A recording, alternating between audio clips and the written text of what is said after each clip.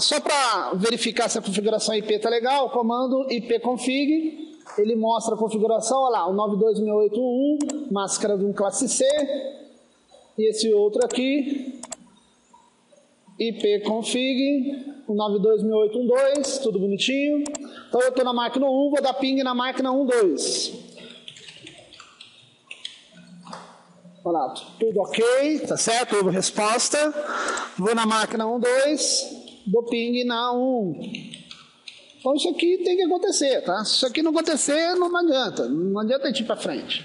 A gente fala que isso aí é a configuração básica da rede, é feito isso aqui, tá? Bom, agora vamos então para a parte do ponto a ponto, né? Então, como eu falei ali, nós vamos compartilhamento. A rede ponto a ponto tem a ver com o lance de compartilhamento, né? Se eu for em meus locais de rede, né, às vezes a máquina já está configurada já com ponto a ponto, entendeu? Então, às vezes ocorre isso, tá? Na hora da instalação do XP, ele pode chegar a fazer isso aí. Mas, né, se não tiver nada, como é que eu faço? Eu venho aqui, ó, exibir computadores do grupo de trabalho. Tá, tem que aparecer minhas duas máquinas.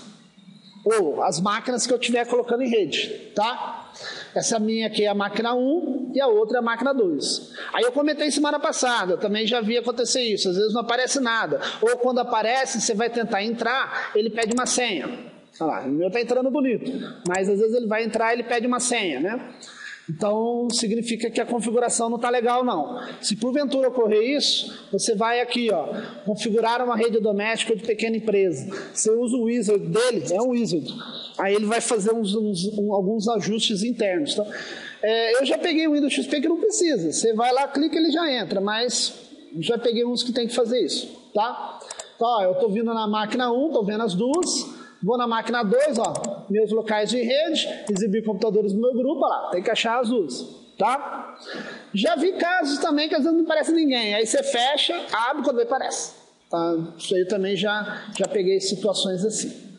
Eu vou fazer o seguinte, eu vou na máquina, essa sim é a minha máquina 1, eu vou compartilhar a máquina 2, tá? Então, ou seja, eu vou configurar a máquina 2, aí eu vou vir na máquina 1 e fazer o acesso na 2.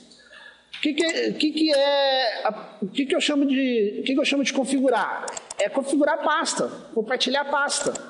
Então você cria lá, né? Eu havia comentado ali, que tipo de pastas que eu posso compartilhar? Somente leitura e completo. Então eu vou criar duas pastas aqui, tá? No Drive C mesmo. Vou chamar, por exemplo, de teste 1 e teste 2. Tá? A teste 1, eu vou compartilhar ela somente leitura. E a teste 2, eu vou compartilhar de acesso completo. Qual pasta você vai compartilhar e se vai ser completo ou não, é você que está instalando a rede para o cara lá e você vai discutir o que ele quer que ele faça. Tá? Então, ó, como eu compartilho pasta? Ó, clique no botão direito sobre a pasta, vai no item de compartilhamento. Olha lá. Compartilhamento de rede de segurança. Aí você clica aqui, ó, quero compartilhar essa pasta. Ele sugere o nome. Ele colocou teste 1 porque é o nome da pasta, mas não precisa ser o mesmo, tá? A pasta pode chamar, por exemplo, teste 1 e você botar o nome de João. Aí na rede, quando o pessoal entrar na rede, vai ver João, tá? Eu sempre mantenho o nome da pasta, tá? Do jeito que eu fiz aqui, se eu der OK, ele já compartilha como somente leitura. Então eu só clico aqui, já está funcionando como somente leitura, tá? Não preciso fazer mais nada. Então lá, OK, vai aparecer uma mãozinha embaixo e ele já está configurado para somente leitura. Ou seja, ao entrar em teste 1, eu vou poder apenas ler. Eu não consigo apagar, eu não consigo copiar, tá? O teste 2, eu vou compartilhar como acesso completo.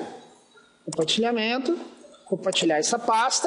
Olha lá, olha o que eu tenho que fazer para fazer acesso completo. Eu clico aqui, ó. Ao clicar aqui, eu estou falando assim: eu permito que os usuários alterem meus arquivos. Então, isso é chamado acesso completo. O cara vai entrar na minha pasta, vai conseguir copiar, vai conseguir apagar, renomear, tal, e etc. Visualmente, os dois não tem diferença. Mas uma eu vou conseguir só ler e a outra eu vou conseguir ler e apagar, tá? Então, vou fazer um teste aqui, tá? Bom, essa é a minha máquina que eu configurei. Agora, o que eu vou fazer? Eu vou na máquina 1, tá? E vou acessar a máquina 2. Mesmo esquema, meus locais de rede, exibir computadores do meu grupo e vou na máquina 2. Olha lá, vou clicar 2 vezes na máquina 2. Ó, já apareceu. Lembrando que o teste 1 é somente leitura. Ó. Vou entrar em teste 1, tá aqui os arquivos. Se eu clicar nele, ó, eu não apago. Porque é somente leitura. Também não crio. Ó. Se eu for tentar criar uma pasta aqui, ó, ele não vai deixar. Tá? Mas, se eu for em teste 2, eu posso, por exemplo, criar. Eu posso apagar. Né? Porque eu deixei acesso completo. Então, configurar a rede ponto a ponto é isso. É você pegar quais pastas que o cara vai querer colocar na rede. Às vezes o cara quer uma pasta só, beleza.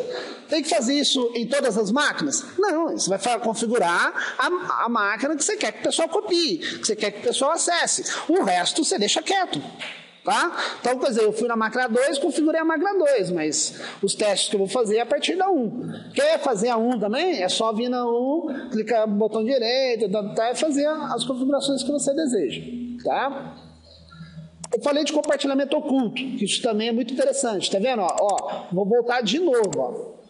Máquina 2, ó, eu estou enxergando quem? O teste 1 e teste 2.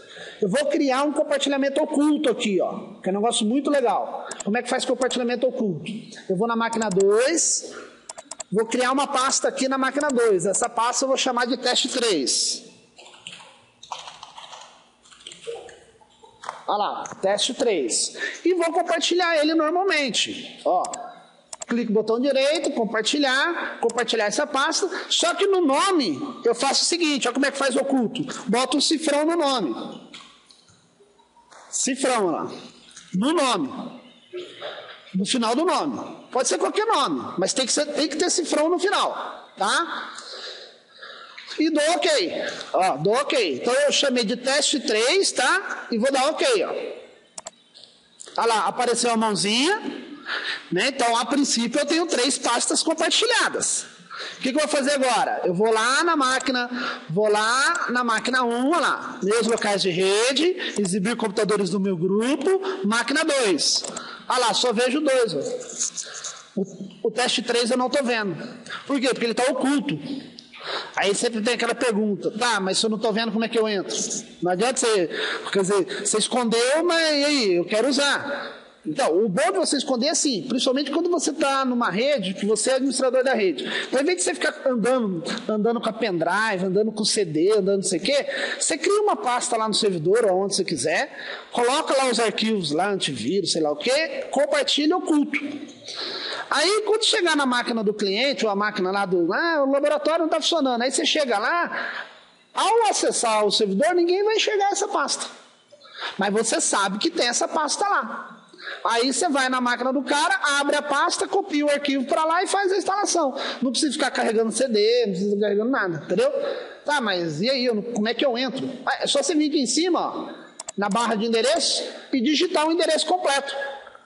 Barra teste3, tá? Olha lá, eu digitei lá, tá vendo? Ele tá vazio porque não tem nada, ó. Eu vou colocar alguma coisa dentro de teste 3, tá? Ó, vou colocar alguma coisa dentro de teste 3. Só para você ver lá. Olha lá, já apareceu, tá vendo? Entendeu? Então, quer dizer, pro pessoal, esse cara não existe. Pro pessoal, esse cara não existe, não. Olha lá, esse cara não existe.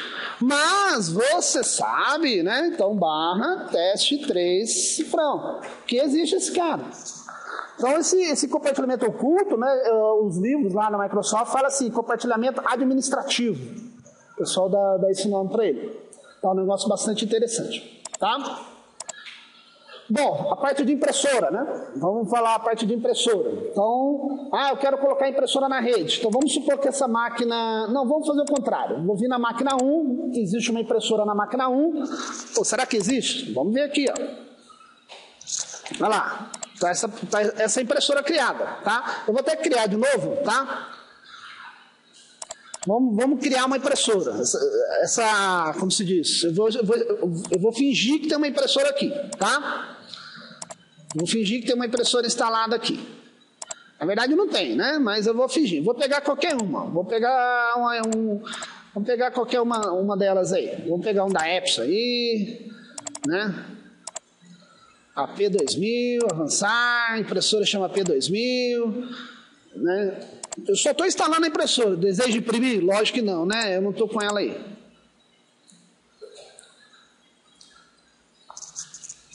Então tá aí, ó. A impressora está instalada na máquina 1, normal. Se eu abrir, se eu abrir aqui um bloco de notas, né? Tá, se eu for mandar imprimir, olha lá, ele acha a impressora. Até aí tudo bem, a impressora é local, a impressora está aqui. Mas e o pessoal da rede, como é que faz para acessar ela? Por exemplo, ó, vou lá na máquina 2. A máquina 2, que impressora que tem na máquina 2? Eu vou apagar essa aqui, tá? Lá na máquina 2 não tem impressora nenhuma. Na máquina 2. Se eu abrir o bloco de notas aqui, né? Se eu for mandar imprimir, né? Lá, eu não tenho. E aí? Como é que você quer imprimir? Não tem, pô, né?